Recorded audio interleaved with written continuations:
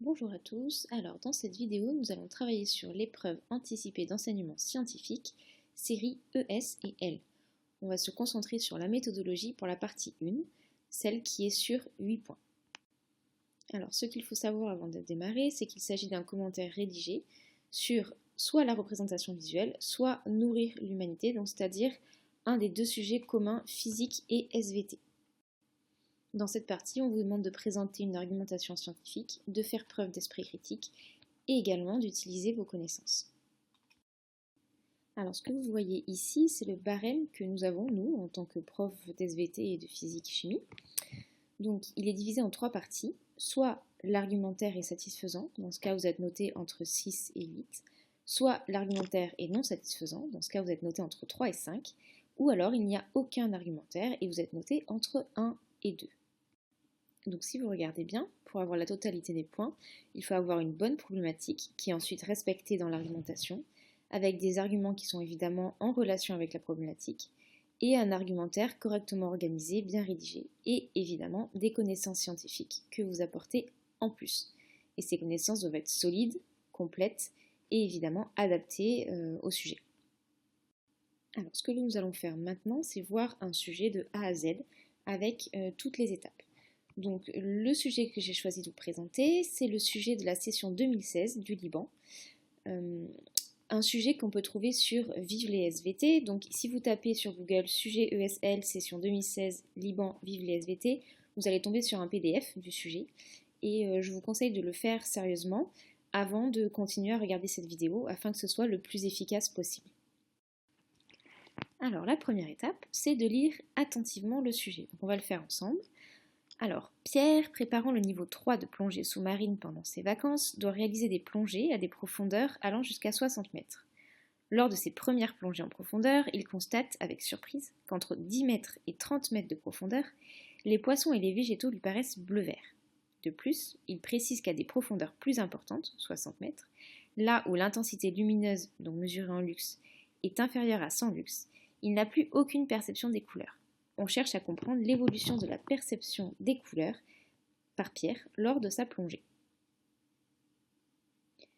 Alors, premier document, on vous présente l'éclairement en fonction de la profondeur pour certaines couleurs. Donc vous voyez le rapport des éclairements en ordonnée et la profondeur en abscisse, avec différentes longueurs d'onde qui sont prises en compte, 450 nanomètres, 550 nanomètres et 600 nanomètres.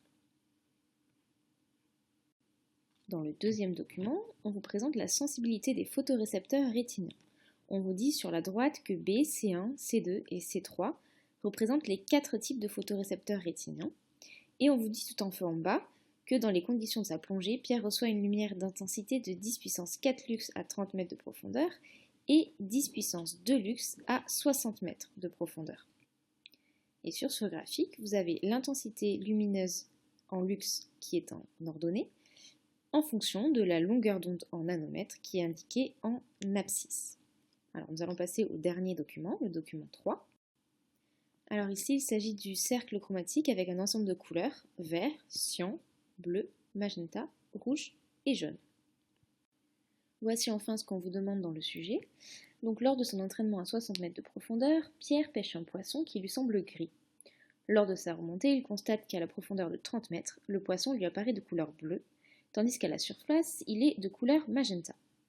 Donc la question, c'est expliquer l'évolution de la perception des couleurs du poisson par Pierre au cours de sa plongée. Vous développerez votre argumentation en vous appuyant sur les documents et vos connaissances. Alors une fois que vous avez lu attentivement le sujet, il va falloir essayer de repérer là-dedans toutes les informations qui sont importantes. Donc n'hésitez pas à surligner directement sur les documents et à utiliser votre brouillon pour relever toutes les indications qui vont vous permettre de créer votre problématique. Donc étape 2, notez ces idées sur un brouillon. Donc on a dit, à la surface, le poisson est magenta, à 30 mètres, il est bleu, et on est à 10 puissance 4 lux, et à 60 mètres, on est à 10 puissance 2 lux, et le poisson est gris. Ça, c'est les premières indications très importantes que vous devez garder en tête. Alors après, on peut regarder à nouveau les documents et essayer de voir ce qu'ils peuvent nous apporter et les connaissances qui doivent être sous-jacentes pour comprendre ces documents. Donc le document 1, c'est un document plutôt axé physique-chimie. Là, on nous parle de longueur d'onde et de couleurs associées.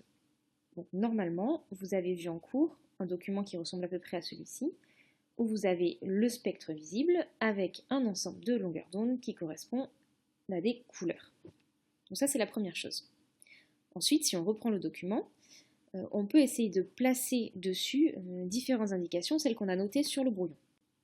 Donc on sait pour l'instant que ce qui nous intéresse, c'est la couleur du poisson à la surface, à 30 mètres et à 60 mètres. Donc on peut faire différents traits pour ces différentes indications.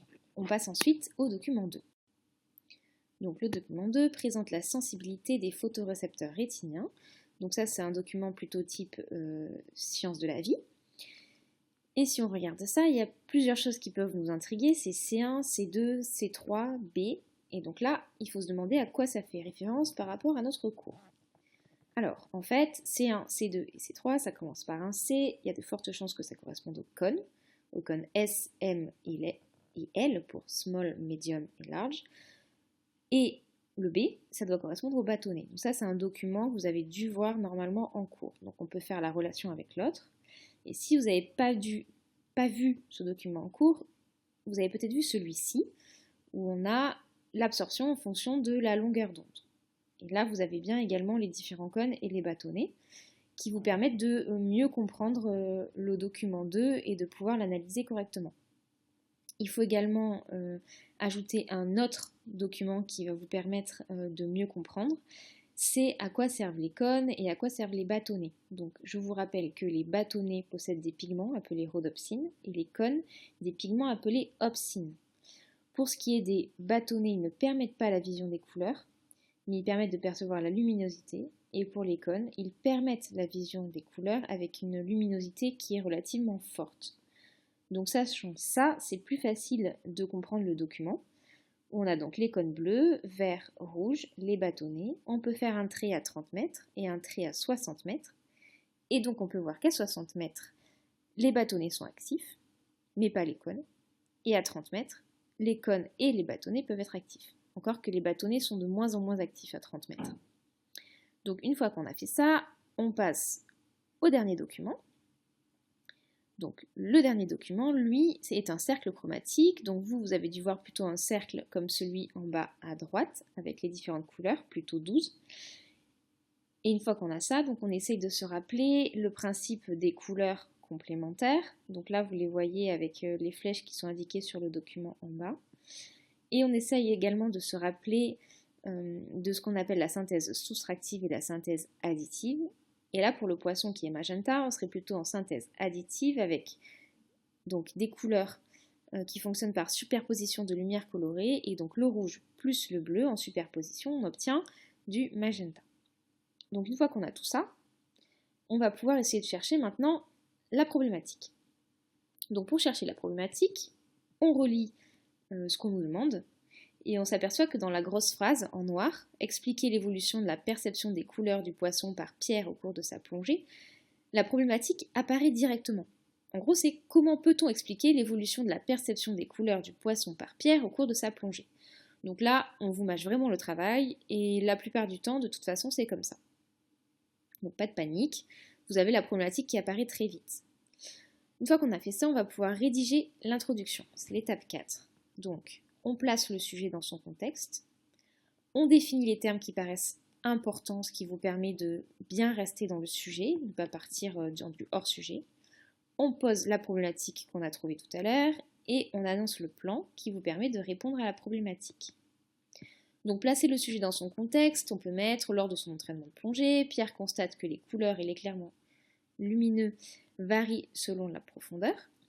Et un poisson qui lui semblait gris à 60 mètres apparaît bleu à 30 mètres et magenta à la surface. Là, j'invente rien, c'était marqué dans le texte. Alors ensuite, on définit les termes qui paraissent importants. Donc là, les termes qui apparaissent, c'est la couleur et l'éclairement lumineux, donc autant les mettre. Donc la couleur correspond à la perception visuelle de la répartition spectrale de la lumière visible, ça vous l'avez vu en physique-chimie, tandis que l'éclairement lumineux correspond à un flux lumineux reçu par unité de surface et il se mesure en lux. Donc ensuite, nous pouvons poser la problématique qu'on a vue tout à l'heure. Donc je vous rappelle qu'une problématique doit être logique et envisager tous les aspects du sujet. Donc la question qu'on a dit tout à l'heure, c'est comment peut-on expliquer l'évolution de la perception des couleurs du poisson, donc vu par Pierre, au cours de sa plongée. Donc une fois qu'on a posé la problématique, on annonce le plan. Nous allons voir dans un premier temps comment la couleur et l'éclairement lumineux sont perçus par l'œil humain, puis nous tâcherons d'expliquer comment le poisson pêché par Pierre a pu sembler de différentes couleurs en fonction de la profondeur. Une fois qu'on a fait ça, on va pouvoir passer à la suite. Donc maintenant, il s'agit de rédiger le développement, c'est-à-dire de poser les différentes étapes qui vont nous permettre de répondre à la problématique. Donc dans un premier temps, il faut apporter des connaissances sur les cônes et les bâtonnets en expliquant que les cônes possèdent des pigments qui sont sensibles au bleu, vert, rouge pour la vision colorée et que les bâtonnets, eux, vont nous servir à la luminosité. Donc ensuite, on peut faire un lien entre ça puis l'étude de documents en expliquant que c'est l'excitation relative des différents types de cônes qui permet de restituer les nuances colorées lorsque la luminosité est élevée. Et quant aux bâtonnets, ils nous permettent de voir lorsque la luminosité est faible, comme en plongée profonde. Et donc là, on peut rebondir sur les documents que nous allons étudier maintenant.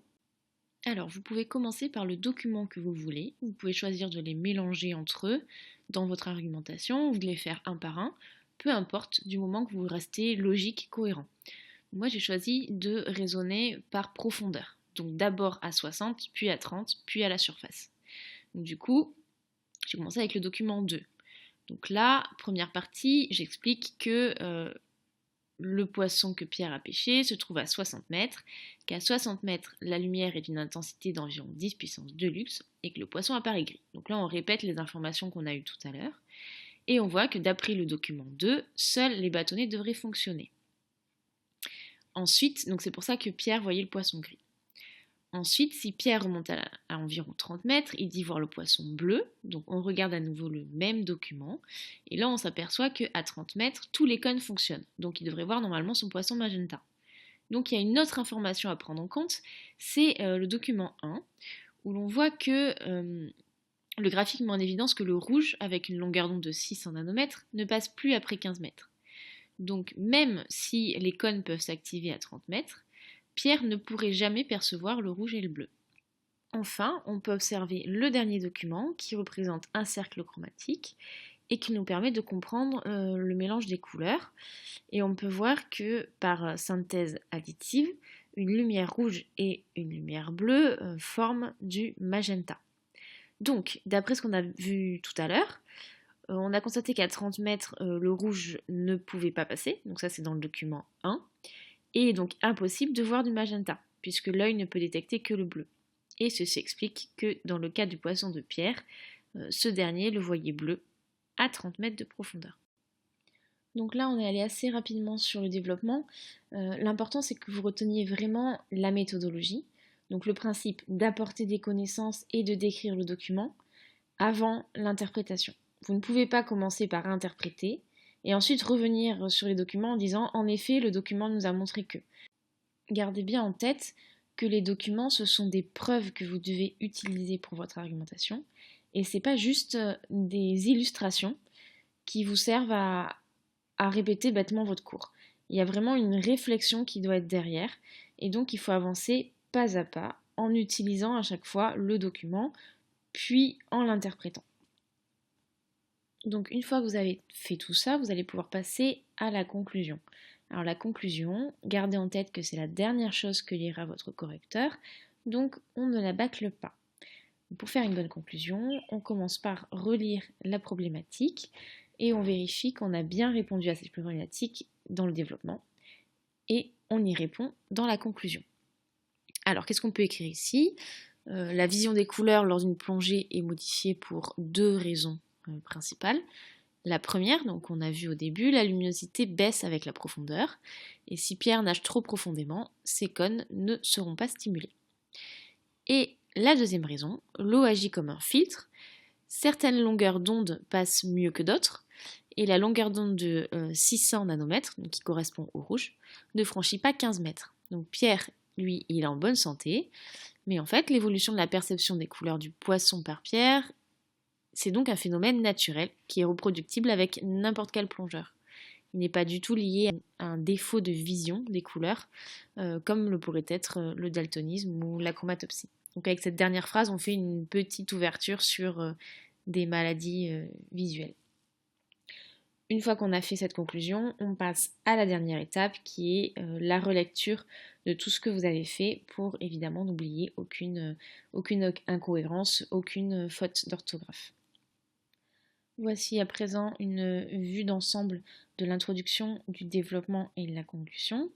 Donc gardez bien en mémoire que vous n'avez pas que la partie 1 à faire, vous avez également la 2 et la 3. Donc essayez de bien organiser votre temps. C'est pas dit que vous arriviez à développer autant votre partie 1. Il ne faudrait pas passer plus de 45-50 minutes sur cette partie puisqu'il faudrait au moins passer 20 minutes sur la 2 et sur la 3 qui sont aussi importantes puisqu'il y a 6 points sur la 2 et 6 points sur la 3. Donc une fois que vous avez fini la partie 1, vous pouvez tout à fait passer à la 2 et la 3 et revenir en dernier pour relire l'ensemble de votre épreuve. Voilà, cette vidéo de révision est terminée. Je vous remercie de votre attention en vous souhaitant une bonne révision.